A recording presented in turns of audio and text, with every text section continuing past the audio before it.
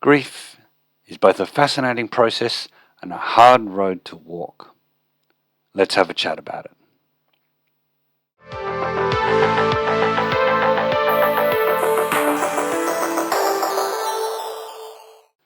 Okay, I will say from the get-go that I am not a trained psychologist, psychiatrist, or any other kind of ist, so this is based purely on my experience and no input from Google or ChatGPT. I am certainly no stranger to death. I've lost my father, a stepmother, a brother, a couple of grandparents, and a friend. I've helped my wife through the loss of a niece and a friend through the loss of her mother. The causes have varied between old age, critical health issues, car accidents, and suicide. With all of that, I can confidently say that losing someone you care about just plain sucks. I know that when it happens suddenly, it can bite harder simply because you've had no opportunity to mentally prepare. It just lands on your head like a ton of bricks. Then, depending on the circumstances, the opportunity to just stop and grieve may even be denied you. That happened to me with my brother suiciding back in 91. I got a phone call out of the blue from Dad one evening telling me what had happened earlier that day. Dad then needed my help cleaning up the financial mess that Mark left behind, as he owned a pizza shop at the time and had staff and bills to pay. That started almost straight after he died and carried on for a good 6 months after that. I found out it was simpler for me to just open that can of grief a little bit at a time over the next few years and take a small bite of it each time. Eventually, I could get through the process, but it took a long time and I do not recommend it. A few years later, my stepmother, Dad's second wife, died suddenly of a heart attack. The irony was that she was fighting cancer at the time, and it had metastasized and was striking all over the place. I remember Dad telling me that after working for a short minute, he told the ambulance guys to stop trying to revive her, as it was better this way. While it was a shock, this was no surprise, as we knew she was fighting cancer, and the end was just a relief from the pain that she was enduring every day. Fast forward to 2018, and Dad's decline, due to a number of medical issues related to his garbage circulation, ended up with us putting him in a home, and then, a few months later, switching him to palliative care with the inevitable result. We were all aware of the process as it unfolded over the weeks and months, and so there was no surprise when he passed. I knew the phone call was going to come, and I'd told work that I needed to take leave at no notice to deal with burying him and starting the process of dealing with his estate and the mess Dad left it in. Thankfully, my employer was very understanding and allowed me the space to do what I needed to do. More than once during that time, I stirred up the fire pit in the backyard and sat there drinking a box of cheap red and staring into the flames. I gave myself the time to just stop for a while and think of nothing but the dance of flames over the red coals. I read somewhere on the internet once, so it must have been true, that the feeling of grief felt over the passing of a loved one is a function of the unexpressed love felt for them. So the more you love someone without actually showing them or telling them, the more you will grieve when they pass.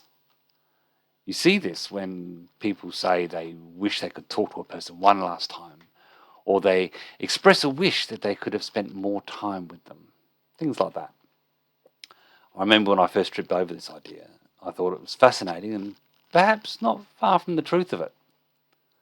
I know my wife still misses her parents, and the grieving process has not really stopped for her despite the passing of decades. I guess there is an awful lot of unexpressed love that she feels for both of them. So while it is wonderful that she loved her parents so much, it makes for an emotional burden that will not go away anytime soon. I also know that people can get overly fixated on the last thing they heard a person say or some circumstance around their passing. I know my ex-wife refused to drive down the road that passed by where my brother suicided. My wife will have nothing to do with a particular brand of car that happened to be the brand of car that her father was working on when he passed. Things like that. So, it's with these things in mind that I make sure I show or tell the people I love that very thing regularly. Every morning when I leave for work, I give my kids a hug and I tell them to have fun, be good, and learn something. Then I give my wife a hug and a kiss and I tell her I love her and I will see her that night. On the phone during the day, I will tell her I love her and I will see her soon as the last thing she hears from me. I've been doing this on a daily basis since 2004. While having the benefits of being true, it also means that if I get hit by a bus on the way home, my wife can take comfort in the fact that the last words she heard me say was that I loved her. Now she knows why I do all this, because I explained it to her some years ago, and I think she just loves me the more for it. When I spoke to Dad on the phone during the last few years of his life, I always told him I loved him at the end of the call. When I visited him, I always told him I loved him and gave him a hug as I left. With Mum, it's the same. I finish my calls and visits by telling her I love her. Yes, Mum, I love you. For people outside my family circle, I don't necessarily tell them that I love them, but I always maintain a position of showing positive affection to them. Now I do this for several reasons. 1, I mean it. 2, I want them to know it. And 3, it's purely self-serving my future self, in that I know firsthand that grief sucks, and if I can reduce the intensity of that by making sure there's only a minimal amount of unexpressed love, then why the hell not? I can't see a downside to that, really. I don't know that if I can explain it more simply than that. Grief sucks, and if there's a positive way to reduce that before it strikes, well, there's the lesson of the day. Tell the people that matter to you that they matter to you. Tell the ones you love that you love them.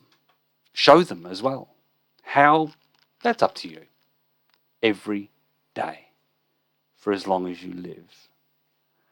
You will be happier for it. You will be healthier for it. You will be loved for it.